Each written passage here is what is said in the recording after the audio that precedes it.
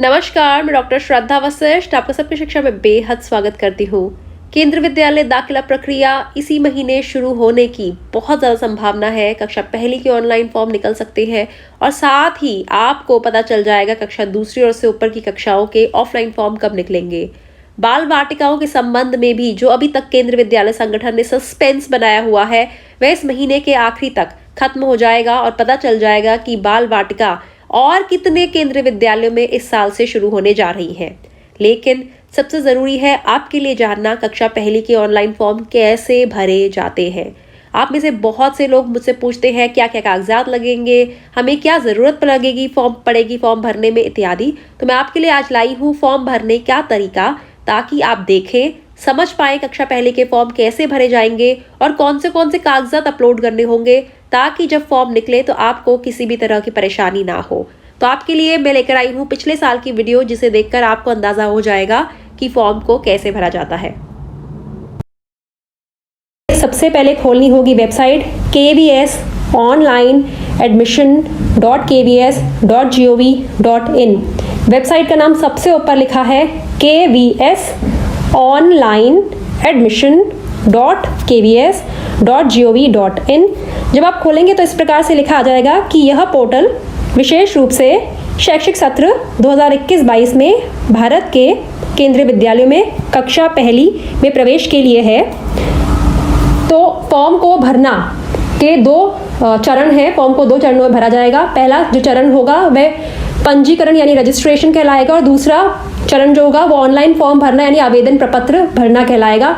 चाहे आप किसी भी कैटेगरी के हैं, किसी भी श्रेणी के हैं, आपको यही ऑनलाइन फॉर्म भरना है। सभी कैटेगरीज का एक ही ऑनलाइन फॉर्म है। तो सबसे पहले पंजीकरण करने के लिए यहाँ क्लिक करें, इस पर क्लिक करें।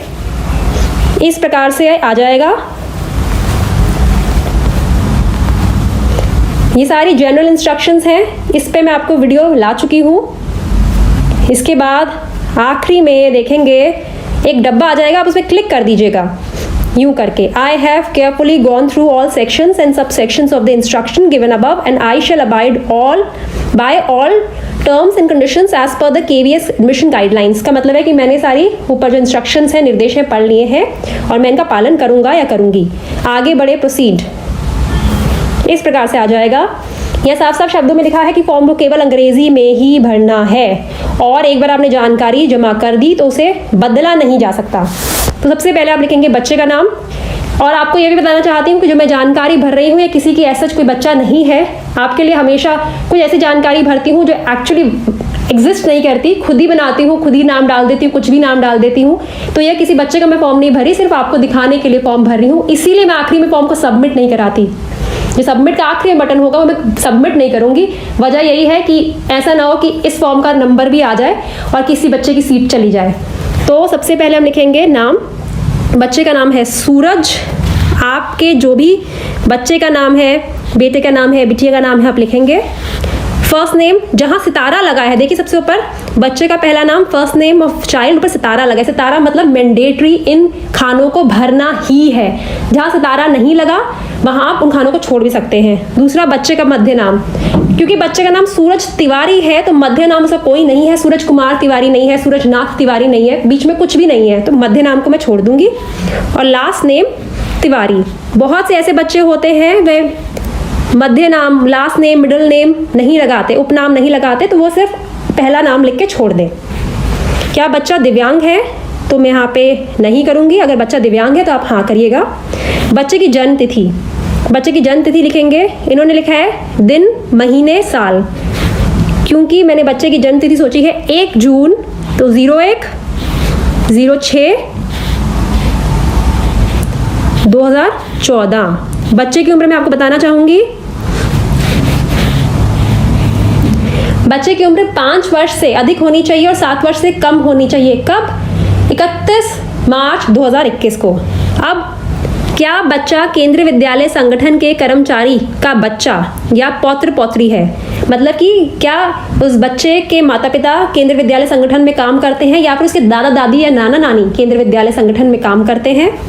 तो इसका जवाब मैं लिखूंगी नॉट एप्लीकेबल, मतलब कि नहीं। अब आपको ईमेल आईडी भरना है। जो आपका ईमेल आईडी है आप वह दीजिए। ईमेल आईडी याद रखिएगा ऐसा हो जिस पे आप ईमेल चेक कर सकते हो। अगर आपका ईमेल आईडी नहीं है तो किसी प्रियजन का, किसी सगे संबंधी का दें। उनसे पहले बात कर लें कि आपको जो ईमेल आए हमें आप उसकी जानकारी ज़रूर देंगे। तो मैं ईमेल आईडी भर देती हूँ।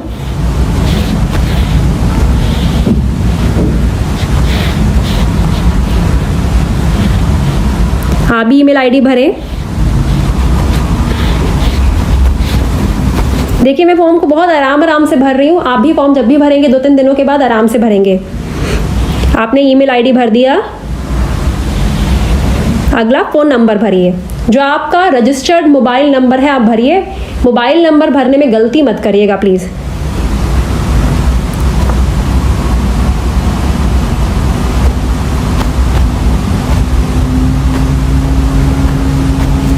मोबाइल नंबर भर दिया आपने। उसके बाद एक कैप्चा कोड आएगा, इसे आपने भरना है।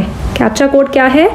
जो आपका लिखा हुआ आया है कैप्चा कोड, वो आपको भरना है। कैप्चा कोड क्या होता है? ये नंबर और बीच में अल्फ़ाबेट्स अलग अलग तरीके से लिखे हैं, इन्हें ढंग से भरना है। जो स्मॉल है वो स्मॉल, जो कैपिटल है वो कैपिटल।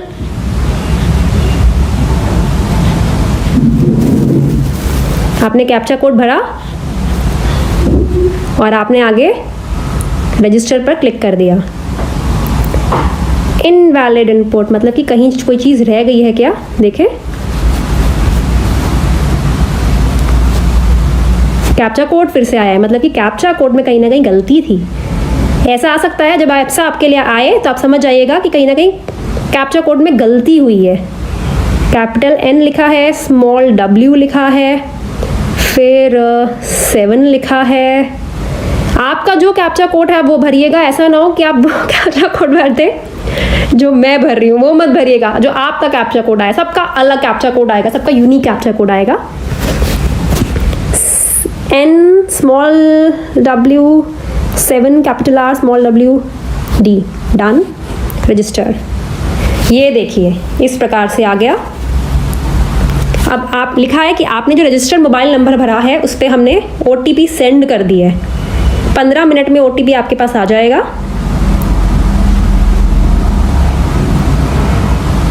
मेरे पास OTP आ चुका है और मैं OTP को यहाँ पे लिख देती हूँ। OTP हाथों हाथ आपके मोबाइल पर आ जाएगा। मैं OTP लिख रही हूँ जो मुझे आया है। जो आपको OTP आएगा वो आपको लिख दीजिए, आप वो लिख दीजिएगा। फिर से कैप्चा कोड आ गया। कैप्चा कोड थोड़ा सा खतरनाक सा है।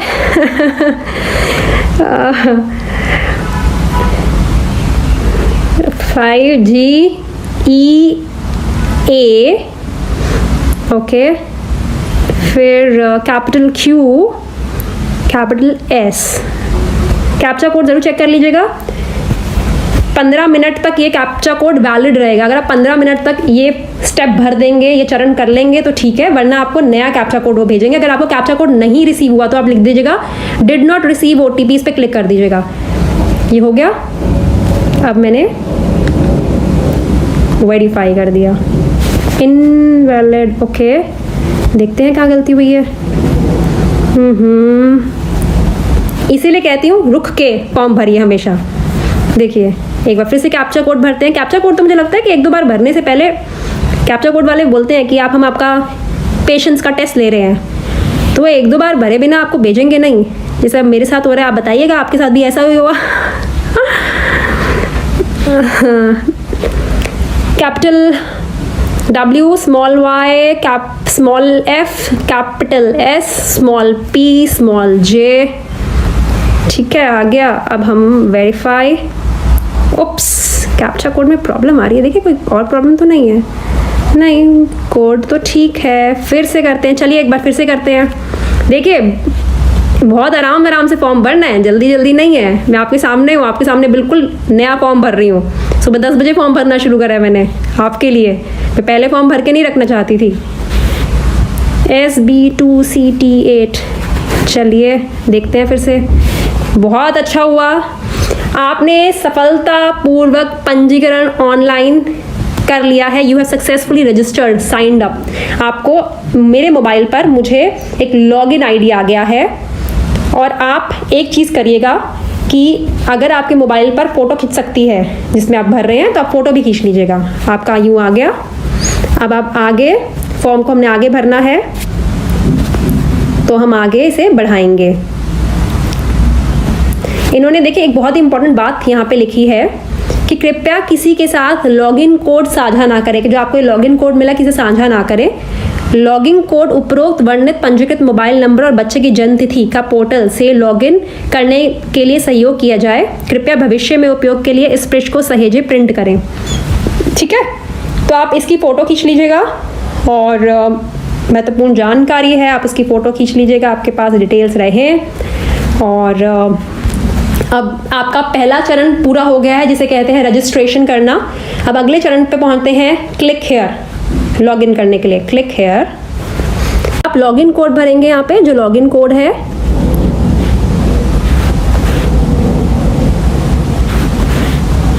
उसके बाद बच्चे की डेट ऑफ बर्थ,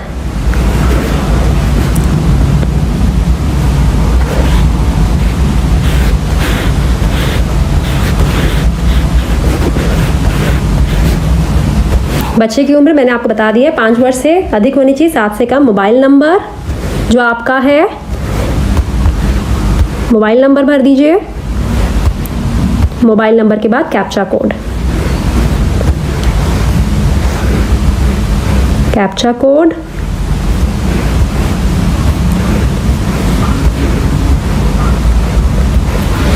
ये सब हो गया डन। लॉगिन,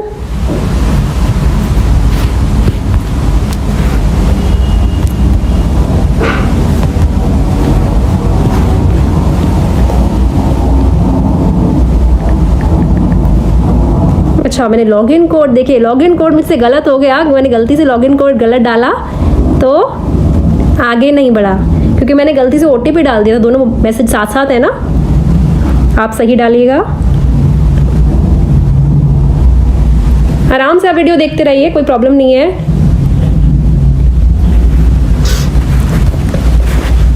लॉगिन इस प्रकार से आ गया। ये 5 हिस्से हैं आगे के फॉर्म के। अभी हमने पहला चरण पूरा करा है, रजिस्ट्रेशन करा है। अब दूसरे चरण पे है आवेदन प्रपत्र को भरना, यानी कि ऑनलाइन एप्लीकेशन फॉर्म को भरना। बच्चे का नाम लिखा आ गया है, मध्य नाम लिखा आ गया है, मध्य नाम माफ कीजिएगा खाली है, उपनाम लिखा आ गया है यानी कि सरनेम, डेट ऑफ बर्थ आ गई है, और केंद्रीय विद्यालय में मैंने नॉन एप्लीकेबल डाला है, और डिफरेंटली एबल्ड बच्चे को मैंने नो डाला है। जेंडर बच्चे का मेल है, जो भी बच्चे का जेंडर है, बिटिया है, बेटा है, मेल फीमेल है, थर्ड जेंडर। आगे लिखा है फैमिली इनकम ग्रुप।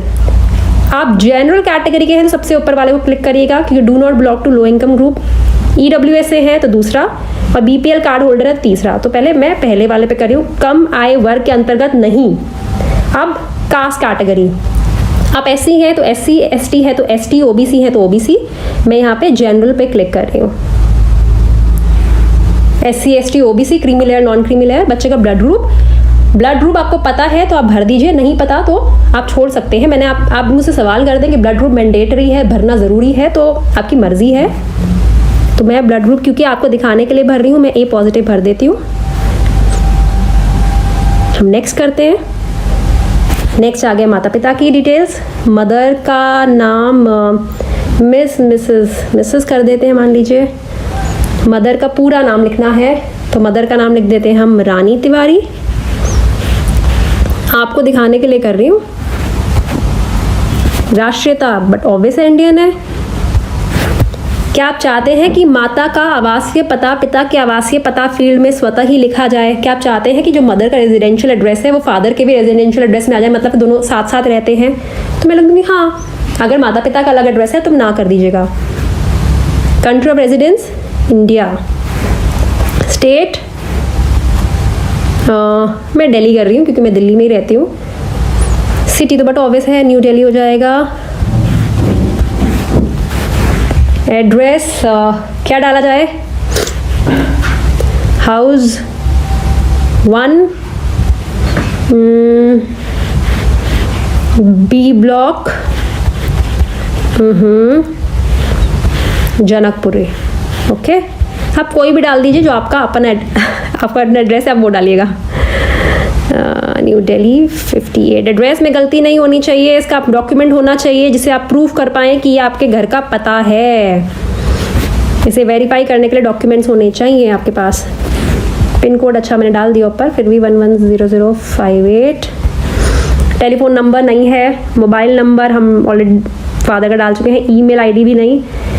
यदि देखिए मैं तीनों छोड़ रही हूँ, ऊपर सितारे नहीं बने इनके ऊपर ना, देखिए ये सितारे नहीं बने हुए, इस प्रकार से आ रहा है। देखिए लैंडलाइन नंबर नहीं है घर पे, मोबाइल नंबर एक दे चुके हैं, ईमेल आईडी भी माता का नहीं है। यदि माता काम करती हैं तो आप उसके नीचे लिख दीजिए मदर का क्या काम है। अगर काम करती हैं मतलब कि घर के बाहर जाकर काम करती हैं। मदर तो सब बहुत काम करती हैं, उसका कोई वो नहीं है, उसकी कोई काट नहीं है। लेकिन यहाँ पे मैं ऐसे जिस मदर का भर रही हूँ वो घर से बाहर जाकर काम नहीं करती हैं, तो ऑक्यूपेशन खाली छोड़ रही, संस्था खाली छोड़ रही हूँ। पिता का टाइटल सबसे आगे पिता क्या लिखते हैं? मिस्टर। लेट उन लोगों के लिए होता है जो इस दुनिया में नहीं होते हैं। तो पिता का पूरा नाम है, मदर का रानी तिवारी था तो फादर का हम राजा तिवारी कर देते हैं भाई, अच्छी जोड़ी रहेगी।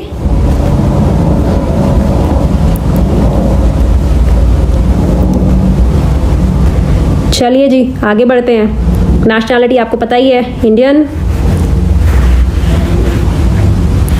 क्या आप चाहते हैं पिता का आवासीय पता माता के आवासीय पता फील्ड में पता लिख जाए? Yes.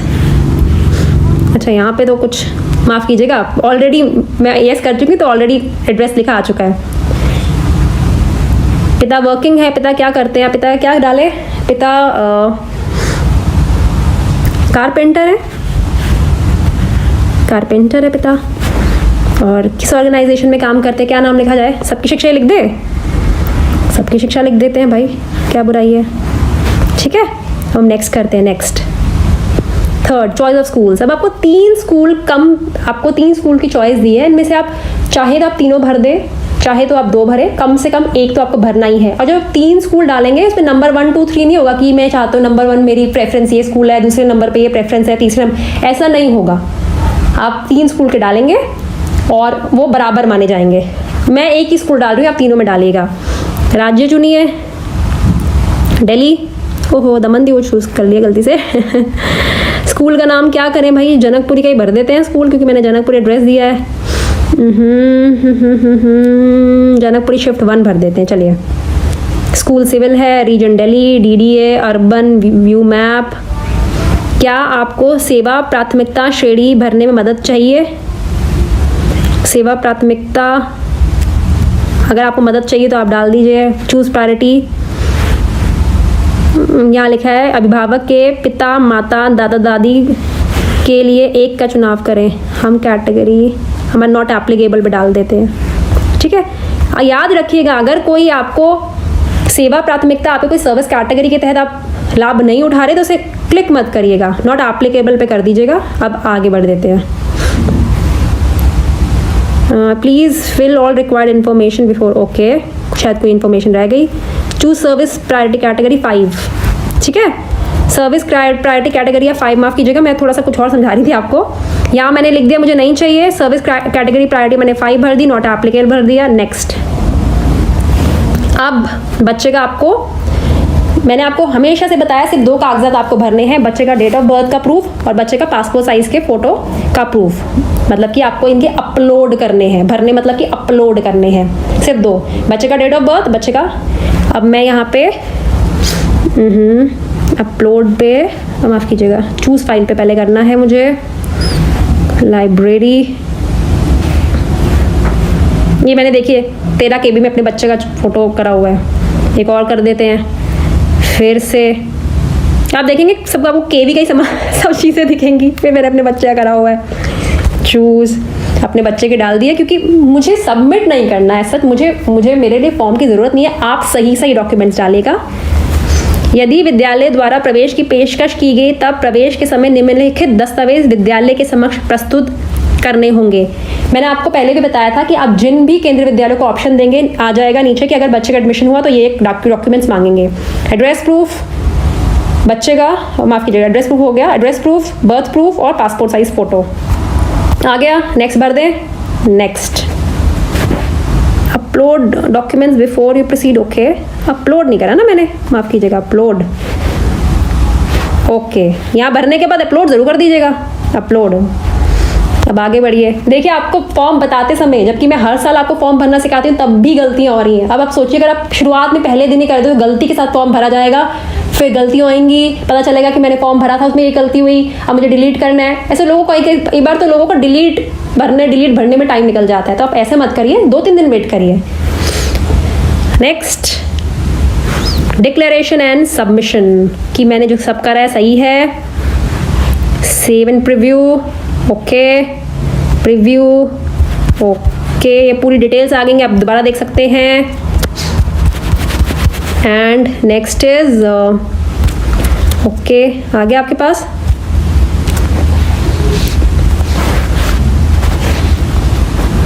Next is submit application. Are you sure you want to submit the application? अब आपने सबमिट एप्लीकेशन पर क्लिक कर देना है, और सबमिट एप्लीकेशन पर क्लिक करने के बाद आपके मोबाइल पर फिर से एक OTP आएगा, जैसे कि पंजीकरण करते समय आया था।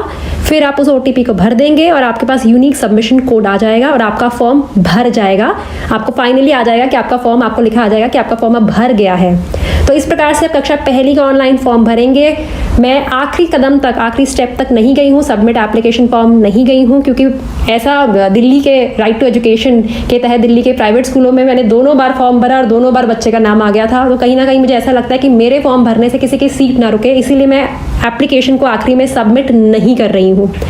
और उम्मीद करती हूँ जानकारी से आपको लाभ होगा। पूरी डिटेल में मैंने वीडियो दिखाई है। आप कोशिश करें इस वीडियो को ज़्यादा से ज़्यादा लोगों के साथ फेसबुक के माध्यम से और व्हाट्सएप के माध्यम से शेयर करें। अब मुझे डॉक्टर श्रद्धा वशिष्ठ को इजाज़त दीजिए। नमस्कार।